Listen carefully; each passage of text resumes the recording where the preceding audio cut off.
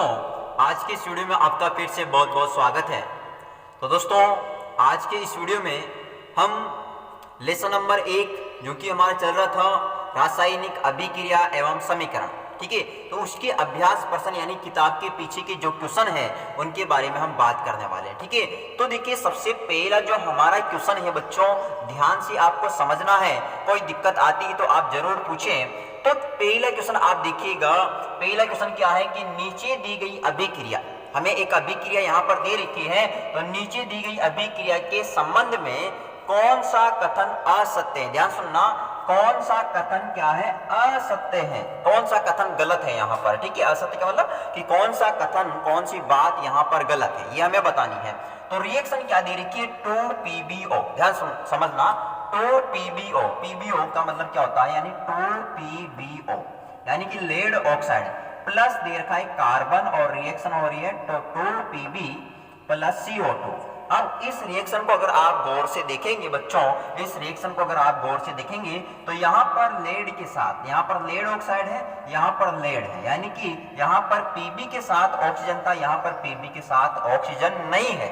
इसका मतलब अगर हम पहले इसको समझें तो लेड ऑक्साइड का लेड में क्या हो रहा है, अपचयन हो रहा है। क्या हो रहा है, अपचयन हो रहा है, क्योंकि ऑक्सीजन की कमी हो रही है। तो हम यहाँ पर इस कह सकते हैं कि PbO का क्या हो रहा है, अपचयन, या ये अपचयित हो रहा है। PbO क्या हो रहा है, अपचयित हो रहा है। ये बात तो हमें पता चल गई यहाँ से कि PbO जो है क्या हो रहा है, अपचयित हो रहा है।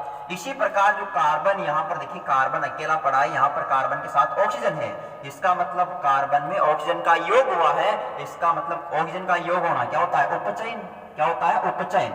इसका मतलब हम कह सकते हैं कि कार्बन जो है ये क्या हो रहा है, कार्बन जो है ये उपचयित हो रहा है, उपचयित हो रहा है, उपचयित हो रहा है। ठीक है, कार्बन उपचयित हो रहा है। अब देखिए पहले यहाँ पर जो कथन दिए गए इनको समझे, इतना समझ में आ गया आपको कि लेड ऑक्साइड क्या हो रहा है, अपचयित हो रहा है, क्योंकि इसमें से ऑक्सीजन का निष्कासन हो रहा है, और कार्बन जो है ये उपचयित हो रहा है क्योंकि इसमें ऑक्सीजन का योग हो रहा है। अब देखिए नीचे दी गई अभिक्रिया के संबंध में कौन सा कथन क्या है, असत्य है बच्चों, असत्य है। ठीक है, तो यहाँ पर PbO प्लस C का मतलब कार्बन रिएक्शन हो रही है 2Pb प्लस CO2।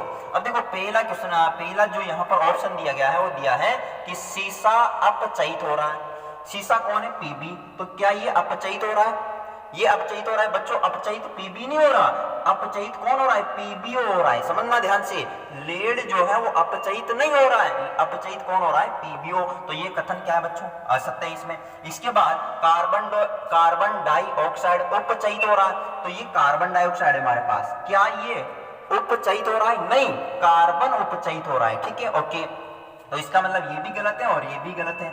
इसके बाद कार्बन उपचयित हो रहा है बच्चों, कार्बन उपचयित हो रहा है, बिल्कुल अपन ने यहाँ पर समझा, कार्बन क्या हो रहा है, उपचयित हो रहा है। और लेड ऑक्साइड अपचयित हो रहा है, बिल्कुल लेड ऑक्साइड क्या हो रहा है, अपचयित हो रहा है। लेड ऑक्साइड क्या हो रहा है, अपचयित हो रहा है। इसका मतलब हम क्या समझें कि ये दोनों तो सही है, मतलब ये दोनों तो क्या है, सही है। तो गलत कौन से, ये दोनों गलत है, ये दोनों क्या है, गलत है। इसका मतलब नीचे अब इसमें ऑप्शन दिए गए हैं, पहला दिया गया है कि A एवं B, A एवं B, क्या A एवं B असत्य है, तो A एवं B बच्चों क्या है, असत्य है। अपन ने यहाँ पर क्रॉस का चिन्ह लगाया, तो A एवं B क्या है, असत्य है, बिल्कुल। तो पहला ही हमारा यहाँ पर असत्य कौन सा हो गया, A एवं B असत्य होगा। ठीक है, आई होप आपको समझ में आया होगा। ठीक है, तो यहाँ पर आंसर लगा के हम कह देंगे कि जो असत्य कथन होगा कौन सा है, पहला, यानी कि A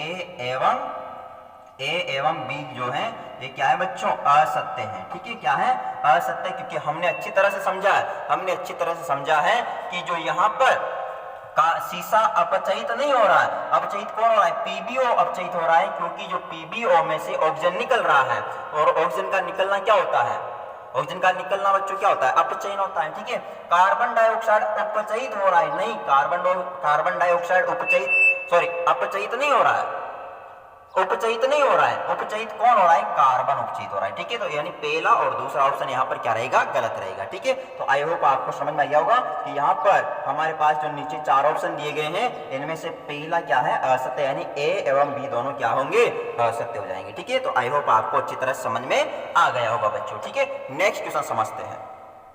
अब नेक्स्ट क्वेश्चन है बच्चों, वेरी इंपॉर्टेंट है, ये भी ध्यान से समझिएगा। क्वेश्चन क्या है, दूसरा क्वेश्चन जो है इंपॉर्टेंट क्वेश्चन है। और देखिए क्वेश्चन है हमारे पास Fe2O3 प्लस 2Al, रिएक्शन हो रही है तो Al2O3 प्लस 2Fe, ठीक है। और यहाँ पर दिया गया है कि ऊपर दी गई अभिक्रिया किस प्रकार की है, यानी यहाँ पर जो अभिक्रिया दे रखी है ये किस प्रकार की यहाँ पर अभिक्रिया होने वाली है। तो चार ऑप्शन दिए गए हैं कि संयोजन अभिक्रिया, दूसरा दे रखा है कि द्वितीय विस्थापन अभिक्रिया, और तीसरा ऑप्शन दिया है वियोजन अभिक्रिया, और चौथा ऑप्शन दिया गया है विस्थापन अभिक्रिया, ठीक है। तो यहाँ पर चार ऑप्शन दिए। बच्चों ध्यान समझना, हमें रिएक्शन दे रखी है कि Fe2O3 प्लस 2Al और रिएक्शन हो रही है Al2O3 प्लस 2Fe, ठीक है, ये रिएक्शन हो रही है। अब बच्चों ध्यान से समझिए, यहाँ पर अगर हम देखें तो यहाँ पर आयरन है Fe, यहाँ पर एल्यूमिनियम है, ठीक है। अब जो ये एल्यूमिनियम है इस आयरन को इस यौगिक से क्या कर देगा, हटा दे रहा है। यहां से आयरन को क्या कर दिया, एल्यूमिनियम ने हटा दिया है। तो इसका मतलब हमने समझा था बच्चों कि ऐसी रासायनिक अभिक्रिया जिसमें एक तत्व, यानी एक तत्व, ये तत्व एल्यूमिनियम है, दूसरे तत्व को, यानी दूसरा तत्व कौन सा हो गया, आयरन, यानी एक तत्व दूसरे तत्व को उसके यौगिक से, ये पूरा यौगिक है, यौगिक से क्या करता है, हटा देता है, यानी हटा दिया बच्चों, यानी कि एल्यूमिनियम ने आयरन को इसके यौगिक से क्या कर दिया है, हटा दिया है, हटा दिया बच्चों, ठीक है। तो ये अभिक्रिया कौन सी होगी, विस्थापन अभिक्रिया, ठीक है। तो ये कौन सी अभिक्रिया का उदाहरण है, ये विस्थापन अभिक्रिया का उदाहरण होगा, ठीक है। तो Fe2O3 प्लस 2Al, रिएक्शन हो रही है Al2O3 प्लस 2Fe, ऊपर दी गई अभिक्रिया किस प्रकार की अभिक्रिया है, तो यहाँ पर ऑप्शन जाएगा हमारा डी। कौन सा जाएगा बच्चों, डी। तो हम यहाँ पर आंसर क्या देंगे, यहाँ पर हम आंसर देने वाले बच्चों आंसर दे देंगे कि यहाँ पर ये कौन सी अभिक्रिया का उदाहरण होगा, विस्थापन अभिक्रिया। कौन सी होगी, विस्थापन अभिक्रिया होगी बच्चों, ठीक है, विस्थापन अभिक्रिया। कोई दिक्कत वाली बात, वैसे भी अपन ने विस्थापन अभिक्रिया को अच्छी तरह से समझा था कि ऐसी रासायनिक अभिक्रिया जिसमें एक तत्व दूसरे तत्व को उसके यौगिक से क्या करता है, हटा देता है, ठीक है। उसे हम क्या कहते हैं, विस्थापन अभिक्रिया कहते हैं बच्चों, ठीक है। नेक्स्ट क्वेश्चन देखते हैं। नेक्स्ट क्वेश्चन है क्वेश्चन नंबर 3, ध्यान से समझिएगा, इंपॉर्टेंट क्वेश्चन है क्वेश्चन नंबर 3 भी। क्वेश्चन है बच्चों कि लोहा चूर्ण पर तनु हाइड्रोक्लोरिक अम्ल डालने से, तनु हाइड्रोक्लोरिक अम्ल डालने से क्या होता है, सही उत्तर पर निशान लगाइए, ठीक है। तो चार ऑप्शन दिए गए हैं, तो इसको समझे पहले। तो रिएक्शन के द्वारा लोहा चूर्ण यानी कि आयरन है हमारे पास, लोहा चूर्ण का मतलब आयरन, इसको अपन क्या कर रहे हैं, लोहा चूर्ण पर तनु हाइड्रोक्लोरिक अम्ल डाल रहे हैं, यानी HCl डाल रहे हैं, समझो इसे, है ना। तो जिसे डालेंगे तो क्या होने वाला है, ठीक है, क्या होगा ये हमें बताना है कि जब बच्चों की लोहा चूर्ण, ये क्या है हमारे पास, मान लें लोहा चूर्ण है, लोहा चूर्ण यानी आयरन है, इस पर हमने तनु हाइड्रोक्लोरिक अम्ल डाला तो क्या होगा बच्चों, ध्यान समझना। वैसे तो आप ये समझे यहाँ पर कि जो आयरन है हाइड्रोजन से अधिक क्रियाशील तत्व है, या हम ऐसे भी समझ सकते हैं कि जो धातु है वो अम्ल से क्रिया करके लवण व हाइड्रोजन गैस बनाती है, तो आयरन जो है ये HCl से जब क्रिया होगी तो यहाँ पर बनेगा FeCl2,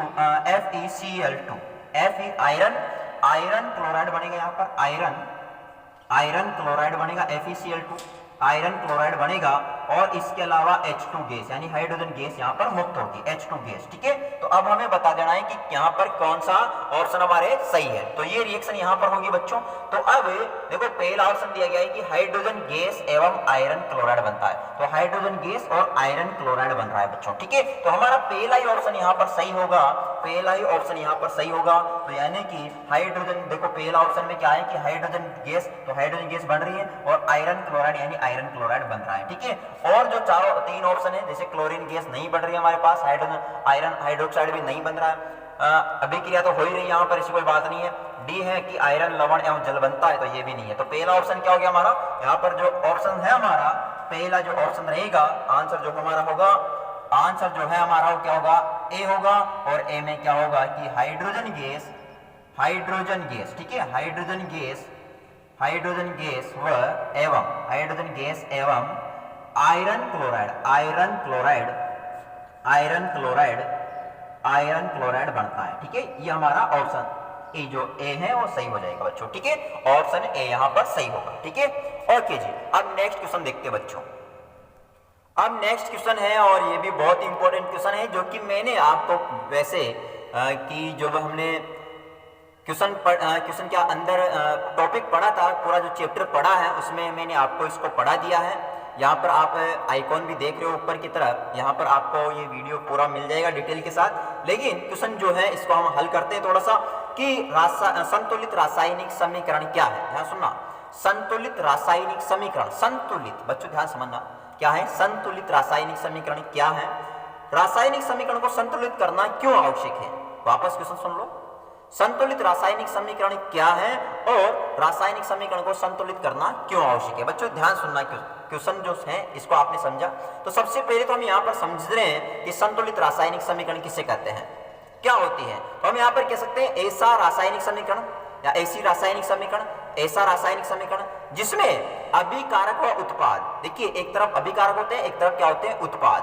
तो अभिकारक व उत्पाद दोनों ही ओर रासायनिक अभिक्रिया में भाग लेने वाले प्रत्येक परमाणु की संख्या क्या होती है, समान। प्रत्येक परमाणु की संख्या क्या होती है, समान। तो उसे हम क्या कहते हैं, संतुलित रासायनिक समीकरण कहते हैं। मुझे वापस सुनो, ऐसा रासायनिक समीकरण या ऐसी रासायनिक समीकरण जिसमें अभिकारक व उत्पाद दोनों ही और रासायनिक समीकरण में या रासायनिक अभिक्रिया में भाग लेने वाले प्रत्येक परमाणु की संख्या क्या होती है, समान होती है। तो उसे हम क्या कहते हैं, संतुलित रासायनिक समीकरण कहते हैं। बच्चों ध्यान समझिए, जैसे कि Zn रिएक्शन है, Zn प्लस H2SO4 रिएक्शन होगी तो बनेगा ZnSO4 प्लस H2, ठीक है। अब देखिए दोनों तरफ देखिए, इधर वाले क्या होते हैं तुम्हें पता है बच्चों, अभिकारक होते हैं, इधर वाले अभिकारक होते हैं और इधर वाले क्या होते हैं, उत्पाद होते हैं। क्या होते हैं, उत्पाद। तो अभिकारकों की तरफ अगर अपन देखें तो यहाँ पर जिंक कितना है, जिंक के कितने परमाणु, एक है। हाइड्रोजन के कितने परमाणु है, 2 परमाणु है। सल्फर के कितने परमाणु है, सल्फर का 1 परमाणु है। और ऑक्सीजन के कितने परमाणु है, ऑक्सीजन के 4 परमाणु है, ठीक है। अब उत्पाद की तरफ देखिए तो जिंक जो है यहाँ पर जिंक का 1 परमाणु है। इसके अलावा हाइड्रोजन की बात कर ले तो हाइड्रोजन यहाँ पर कितने, 2 हैं। इसके अलावा सल्फर की बात करें तो सल्फर यहाँ पर कितना है, 1 है। और ऑक्सीजन यहाँ पर कितना है, 4। तो देखिए मिलान करते तो जिंक इधर 1, इधर भी 1, हाइड्रोजन इधर 2, इधर भी 2, सल्फर इधर 1 तो इधर भी 1, ऑक्सीजन इधर 4 तो इधर भी 4। तो दोनों तरफ क्या है, बराबर है। तो हम कहेंगे कि ये वाला समीकरण होगा, ये जो समीकरण है ये बच्चों क्या होगा, ये संतुलित रासायनिक समीकरण होगा। क्या होगा, संतुलित रासायनिक समीकरण, संतुलित रासायनिक समीकरण होगा। बात समझ रहे हो। तो यानी ऐसी समीकरण जिसमें अभिकारक व उत्पाद दोनों ही और रासायनिक अभिक्रिया में भाग लेने वाले प्रत्येक परमाणु की संख्या क्या होती है, समान होती है। तो उसे हम क्या कहते हैं, संतुलित रासायनिक समीकरण कहते हैं बच्चों, ठीक है। आई होप आपको समझ में क्या होगा। अब आगे उसने क्वेश्चन क्या पूछा है बच्चों, ध्यान सुनो। आगे पूछा है कि रासायनिक समीकरण को संतुलित करना क्यों आवश्यक है, रासायनिक समीकरण को संतुलित करना क्यों आवश्यक है। बच्चों ध्यान सुनो, क्यों आवश्यक है इसका आप जवाब सुने। द्रव्यमान संरक्षण के नियम के अनुसार, किसके अनुसार, द्रव्यमान संरक्षण के नियम के अनुसार किसी भी रासायनिक अभिक्रिया में द्रव्यमान का न तो निर्माण किया जा सकता है और न ही विनाश किया जा सकता है। यानी कोई सी भी रासायनिक अभिक्रिया हो उसमें द्रव्यमान का न तो हम निर्माण कर सकते हैं और न ही उसका विनाश कर सकते हैं। यानी द्रव्यमान को न तो हम बढ़ा सकते हैं और न ही उसको मिटा सकते हैं, ठीक है। यानी एक बार जो है वही रहेगा और जितना है, जितनी मात्रा में उतना ही रहने वाला है। तो हम द्रव्यमान को न तो निर्माण कर सकते हैं और न ही उसका विनाश कर सकते हैं बच्चों। ये प्रकृति का द्रव्यमान संरक्षण का नियम है। तो द्रव्यमान संरक्षण के नियम के अनुसार किसी भी रासायनिक अभिक्रिया में द्रव्यमान का न तो निर्माण किया जा सकता है और न ही उसका विनाश किया जा सकता है। अर्थात रासायनिक अभिक्रिया में अभिकारक तत्वों का कुल द्रव्यमान उत्पाद तत्वों के कुल द्रव्यमान के बराबर होता है। इसलिए रासायनिक समीकरण को संतुलित करना आवश्यक है। यानी देखिए जितना अभिकारकों का द्रव्यमान होगा उतना ही किसका होगा, उत्पादों का द्रव्यमान होगा। इसलिए यानी ये कंडीशन है बच्चों, रासायनिक समीकरण के लिए कंडीशन है कि जितना अभिकारकों का द्रव्यमान होगा उतना ही उत्पादों का द्रव्यमान होना चाहिए। किसके अनुसार, द्रव्यमान संरक्षण के नियम के अनुसार। क्यों, क्योंकि द्रव्यमान को न तो निर्माण कर सकते हम और न ही उसका विनाश कर सकते। इसलिए जितना द्रव्यमान किसका होगा, जितना द्रव्यमान अभिकारकों का होगा उतना ही उत्पादों का होना चाहिए। चाहे आप कुछ भी कीजिए बाबू, कुछ भी कीजिए, लेकिन होना चाहिए। इसलिए रासायनिक समीकरण को संतुलित करना आवश्यक है। वापस सुन लो क्या कह रहा है भाई, क्या कह रहा है कि द्रव्यमान संरक्षण के नियम के अनुसार किसी भी द्रव्यमान संरक्षण के नियम के अनुसार किसी भी रासायनिक अभिक्रिया में द्रव्यमान का न तो निर्माण किया जा सकता है और न ही विनाश किया जा सकता है। अर्थात रासायनिक अभिक्रिया में अभिकारक तत्वों का कुल द्रव्यमान उत्पाद तत्वों के कुल द्रव्यमान के बराबर होता है। जैसे इसलिए हम कह सकते हैं रासायनिक समीकरण को संतुलित करना आवश्यक होता है। जैसे C+O2 रिएक्शन और ये CO2, ये हमारे पास एक रासायनिक समीकरण है बच्चों।